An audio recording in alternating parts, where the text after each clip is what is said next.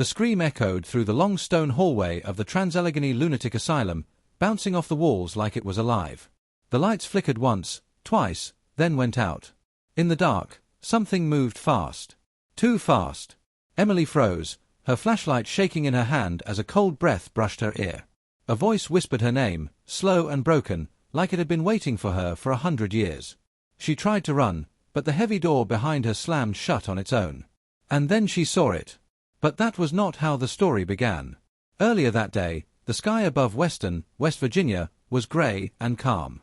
Emily Harper sat in the back seat of her dad's car, staring at the huge building rising on the hill.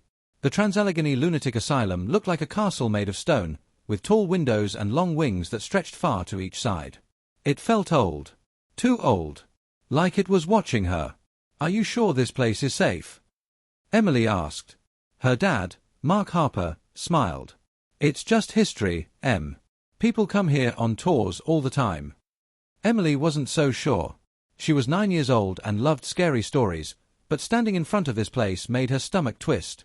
Her mom had stayed home, saying the building gave her bad feelings. Emily now understood why. Inside, the air was cool and smelled like dust and stone. Their tour guide, a friendly woman named Sarah Collins, spoke softly as she led the group forward.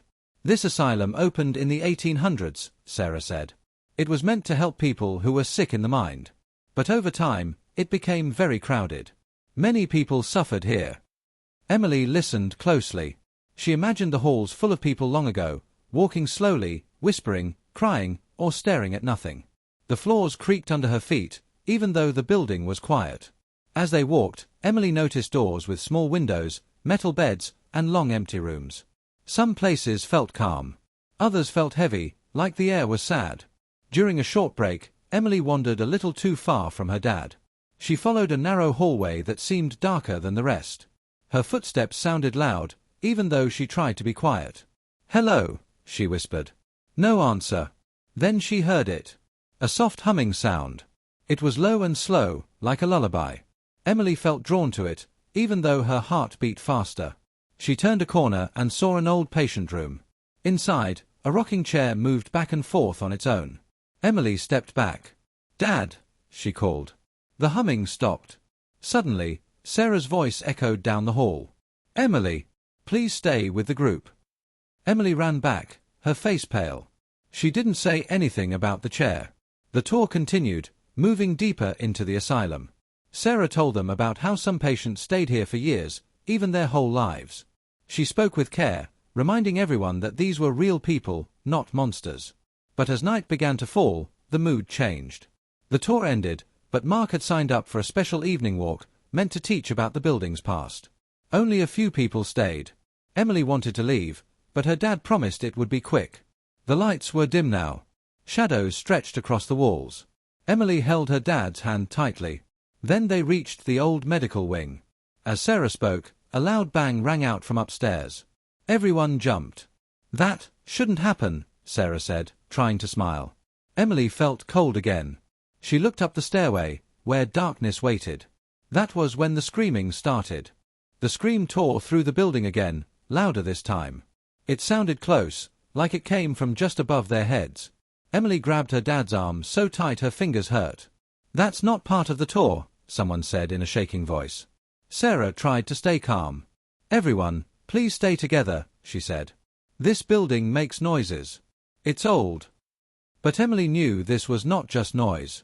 The scream sounded full of fear. Real fear. A sudden crash came from the top of the stairs. Dust fell from the ceiling. The lights flickered and then went out completely. People gasped. Someone cried out. Sarah quickly turned on a small lantern. Its yellow light barely pushed back the dark. "We're leaving," Mark said. "Now." As the group turned to go, the door they had entered through would not open. Mark pulled hard on the handle. Nothing happened. "It stuck," he said. That was when footsteps echoed from the upper floor. Slow. Heavy. One step at a time. Emily hid behind her dad.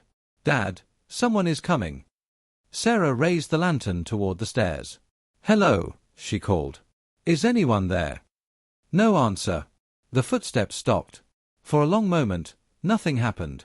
The air felt thick, like it was hard to breathe. Then the lantern flickered, and for just a second, Emily saw a shape at the top of the stairs. Tall. Still. Watching. Then it was gone. The door suddenly creaked open by itself. "Go!" Mark shouted. Everyone rushed out, stumbling into the cool night air. The door slammed shut behind them. Silence fell over the group. No one spoke for a long time. Later that night, Emily lay awake in her hotel bed. Every time she closed her eyes, she saw the dark stairs and the shadow at the top. She told herself it was just her imagination. But then she heard it. Humming. Soft. Slow. Coming from the hallway outside her room. Emily sat up. Her heart pounded. The humming sounded just like the one she had heard earlier that day. "Dad!" she whispered. No answer. The humming grew louder. Closer. Emily slipped out of bed and opened her door just a little. The hallway was empty, but the sound was clear now. It was coming from the end of the hall. Against her better judgment, Emily followed it. The sound led her to a door marked closed for repairs. It was slightly open. Cold air poured out. Inside, the room looked wrong. The walls were stone, not hotel walls. Old beds lined the sides. Rusted metal frames. The smell of dust and age filled her nose. She wasn't in the hotel anymore. The door slammed shut behind her. Emily spun around and tried the handle. It wouldn't move. The humming stopped. "Hello," she cried. A light flickered on at the far end of the room. A woman sat on one of the beds. She wore old white clothes and rocked slowly back and forth. "You came back," the woman said softly. Emily shook her head. "I want my dad." The woman looked up. Her eyes were sad, not scary. "They locked us in," she said. "They said it was for help." More lights turned on down the room. Emily gasped. Other people sat on the beds. Men and women. All quiet. All watching her. "This is the Trans-Allegheny Lunatic Asylum," the woman whispered. "And it never really closed." The walls began to shake. The room stretched longer and darker. Doors appeared where there were none before. Emily screamed as the beds started to slide toward her on their own. And then a hand grabbed her ankle from the floor below. Emily screamed and kicked as the hand tightened around her ankle. It was cold, like ice. She fell to the floor, her flashlight sliding away and spinning in a slow circle. The humming returned, louder now, coming from everywhere at once. "Let go!" Emily cried. Suddenly, the hand loosened. A loud bell rang through the room, sharp and painful. The beds stopped moving. The people on them faded like smoke, one by one. The woman in white looked at Emily one last time. "Run," she whispered. The floor cracked open, and Emily dropped into darkness. She landed hard on something solid and rolled to her side. Her head hurt, but she was alive. When she opened her eyes, she saw stone walls again. Real walls. Old, but not moving. She was back inside the asylum. "Emily!" a voice shouted. "Dad!" she yelled back. Mark Harper came running down the hallway, his face pale and full of fear. He grabbed Emily and pulled her into a tight hug. "Oh, thank God," he said. "You disappeared from the hotel. The staff said you were never there." Emily tried to explain, but the words came out mixed and shaky. She talked about the humming, the room, the people on the beds. Mark listened, his face serious. "We're leaving Weston first thing in the morning," he said. "This place is not safe." But the asylum was not done with them. As they walked back toward the exit, Emily felt that heavy feeling again. Like the building was watching. She looked back down the hallway they had come from. A door at the end slowly opened. Inside was a long room filled with old chairs. Patients' chairs. Each one faced the same direction. At the front of the room stood a tall mirror, cracked down the middle. Emily stopped walking. "Dad, do you see that?" she asked. Mark followed her gaze. "That room wasn't on the tour map," he said quietly. From inside the room, a soft voice spoke. "Please, don't leave us." Emily's chest felt tight. The voice sounded like a child. "We have to help them," Emily said. Mark shook his head. "Emily, those people are gone. We can't." The mirror began to glow. In the reflection, Emily saw the room fill with people. Men. Women. Children. All wearing old clothes. Some looked scared. Some looked lost. None looked angry. "They forgot us," the child's voice said. "They locked the doors and walked away." The asylum lights flickered wildly. Doors slammed. Somewhere far off, the bell rang again. Mark pulled Emily back. "We are leaving. Now." As they ran, the hallways seemed to change. Turns led to places they had already passed. Staircases went up but never down. The asylum twisted around them like a maze. Emily felt tears roll down her face. "It doesn't want us to go." They reached a large metal door. Mark pushed with all his strength. It did not move. Behind them, footsteps echoed. Many footsteps. Slow. Dragging. Coming closer. Emily turned around. The hallway was full of shadows. Shapes moved inside them. Hands reached out but did not touch. "This place remembers," the voices whispered together. The air grew colder.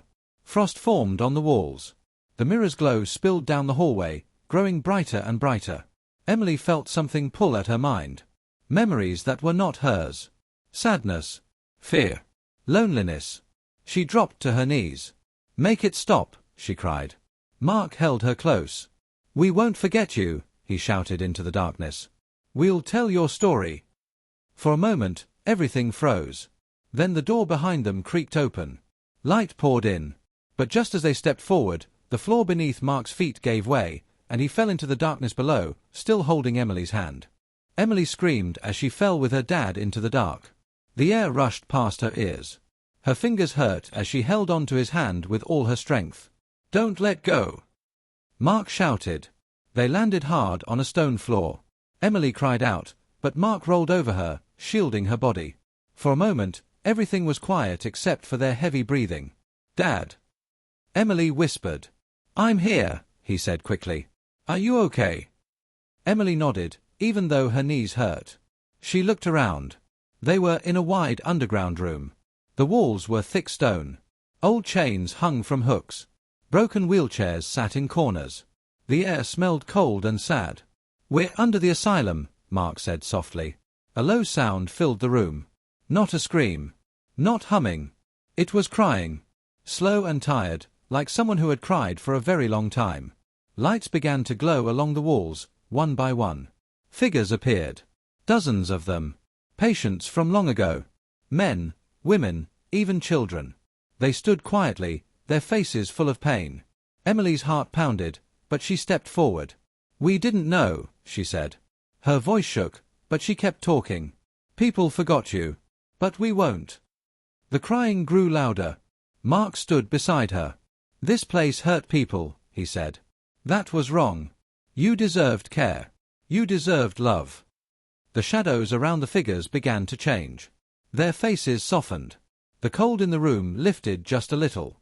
A familiar woman stepped forward. The one in white. The one who had whispered for Emily to run. "You see us," the woman said. "That's all we wanted." The chains on the walls fell and turned to dust. The wheelchairs faded away. The room looked less dark now, less heavy. A deep rumble shook the ground. The woman looked at Emily with gentle eyes. "The asylum remembers pain," she said. "But it can also remember truth." A doorway appeared behind the figures, glowing with warm light. "It's time," the woman said. One by one, the figures turned and walked toward the light.